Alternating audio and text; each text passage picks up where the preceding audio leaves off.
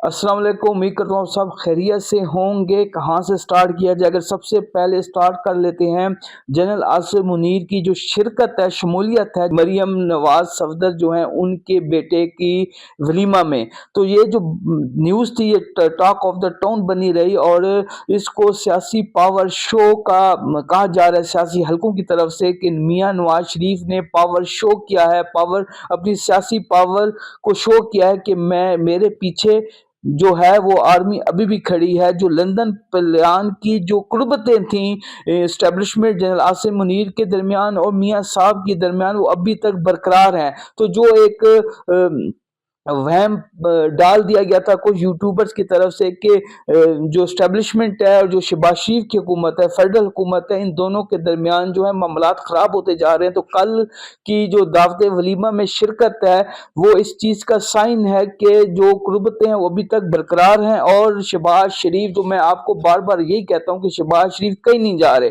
اگر میں نے کسی حد تک تھوڑا سا اطلاعات کی بنیاد کے اوپر کہا بھی ہے تو بہت بڑی اگر ڈیولپمنٹ ہو گئی، چینج ہو گئی، تو مریم صاحبہ کی جو حکومت ہے وہ جا سکتی ہے۔ وہ بھی کچھ وجوہات ہیں، ذاتی وجوہات ہیں، کیونکہ جیسا آپ کو پتہ ہے کہ مریم صاحبہ کچھ علاج کے حوالے سے یا کچھ بیماری کی وجہ سے بھی جو ہے وہ تبدیلی آ سکتی ہے، لیکن فیڈرل کے اندر محسن نقوی جو ہیں وہ بہت بڑے مضبوط کینڈیڈیٹ ہیں اور بہت اس ٹائم پہ بہت شہباز شریف سے بھی زیادہ طاقتور سمجھے جاتے ہیں۔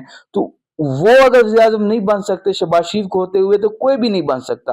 تو میں آپ کو ہر بار یہی سمجھانے کی کوشش کرتا تھا کہ آپ یوٹیوبرز کے پیچھے لگ کے وہموں میں مت رہیں یا خوش اس میں نہ رہیں کہ جو شہباز شریف ہیں وہ گھٹ جا رہے ہیں۔ ہاں، اگر تبدیلی ہوگی تو پورے کا پورا سیٹ اپ چینج ہوگا، پورے کا پورا جو ہے معاملات ہیں وہ ختم ہوں گے۔ یہ نہیں ہے کہ شہباز شریف گھر چلے جائیں گے، بلاول بھٹو آ جائیں گے، وہ گھر چلے جائیں گے، دوسرا بندہ آ جائے گا، تو سیٹ اپ جو ہے اسی نہیں رہنا ہے۔ تو اس کی جو گارنٹی ہے وہ کل دعوت ولیمہ کے اندر شرکت کر کے جو جنرل آصف منیر صاحب ہیں انہوں نے دے دیا کہ سیٹ اپ ابھی تک اسی نہیں رہنا ہے۔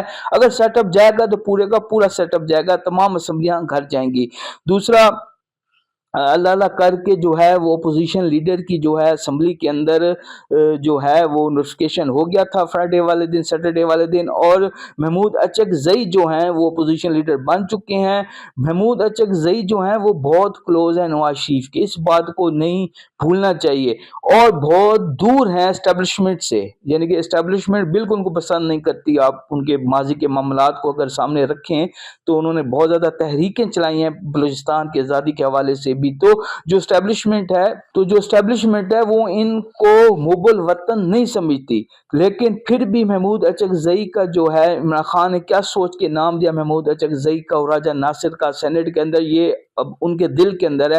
لیکن یہ بات سچ ہے کہ محمود اچکزئی کا نوٹیفیکیشن کرانے میں نواز شریف کا کلیدی کردار ہے۔ اب نواز شریف کا بیک ڈور یا بیک اینڈ پہ کیا پلان ہے، وہ کیوں انہوں نے اچانک اس کی منظوری دے دی، اس کی اجازت دے دی کہ محمود اچکزئی جو ہیں وہ ان کو پوزیشن مقرر کر دیا جائے، اب یہ تو آنے والا وقت بتائے گا۔ لیکن میں تحریک انصاف کو، اپنے بھائیوں کو یہ باور کرا دوں، یہ بتا دوں کہ ٹھیک ہے محمود اچکزئی سنسیئر ہوں گے اب فی الحال کسی حد تک، لیکن محمود اچکزئی کے اوپر ٹرسٹ نہیں کیا جا سکتا۔ یہ بہت زیادہ کلوز ہے نواز شریف کے، نواز شریف کے مشکل وقتوں کے ساتھی ہیں۔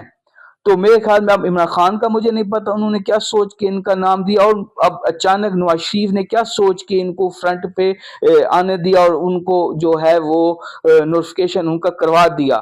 تو یہ جو ہے اس پہ بہت زیادہ پی ٹی آئی کو کڑی نظر رکھنی پڑے گی محمود اچکزئی کے اوپر۔ دوسرا، راجہ ناصر کے حوالے سے میں آپ کو بتا دوں کہ آج منڈے ہے، تو آج نہیں تو کل یا پرسوں بدھ تک جو ہے ان کا بھی جو نوٹیفیکیشن ہے اپوزیشن لیڈر کے حوالے سے وہ ہو جائے گا۔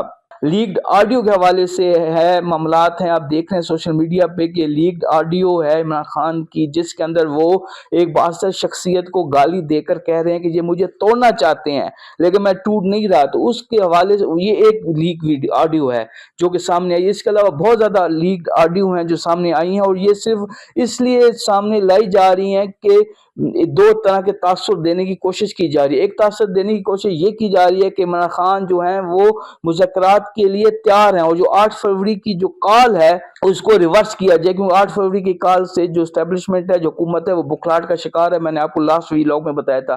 دوسرا یہ ہے کہ یہ پاور یہ شو کرانا چاہتے ہیں کہ بھائی عمران خان تو بدتمیز آدمی ہے، وہ تو گالیاں دیتا ہے، وہ خود باہر نہیں آنا چاہتا، ہم تو ان کے ساتھ معاملات کو ٹھیک کرنے کی کوشش کر رہے ہیں۔ تو یہ دو طرح کے جو تاثر ہیں وہ دینے کے لیے آڈیوز جو ہیں لیک کی گئی ہیں، لیکن ایک اور کنسپٹ سامنے آ رہا ہے کہ یہ جو آڈیوز ہیں یہ اے آئی جنریٹڈ آڈیوز ہیں۔ تو اس کا جو فیصلہ نہ میں یہاں پہ بیٹھ کے کر سکتا ہوں نہ آپ کر سکتے ہیں، لیکن اگر ان آڈیوز کو سچ سمجھ لیا جائے تو پھر یہ دو طرح کے تاثر آتے ہیں۔ ایک یہ کہ عمران خان مذاکرات کے لیے تیار ہیں، اور دوسرا یہ کہ عمران خان مذاکرات کرنے نہیں چاہتے۔ تو ایک کنفیوژن کریٹ کی جا رہی ہے 8 فروری کے جو شٹر ڈاؤن پہیہ جام ہڑتال کی کال ہے پی ٹی آئی کی طرف سے، اس کو ختم کرانے یا اس کو ریورس کرانے کے لیے۔ بہت شکریہ۔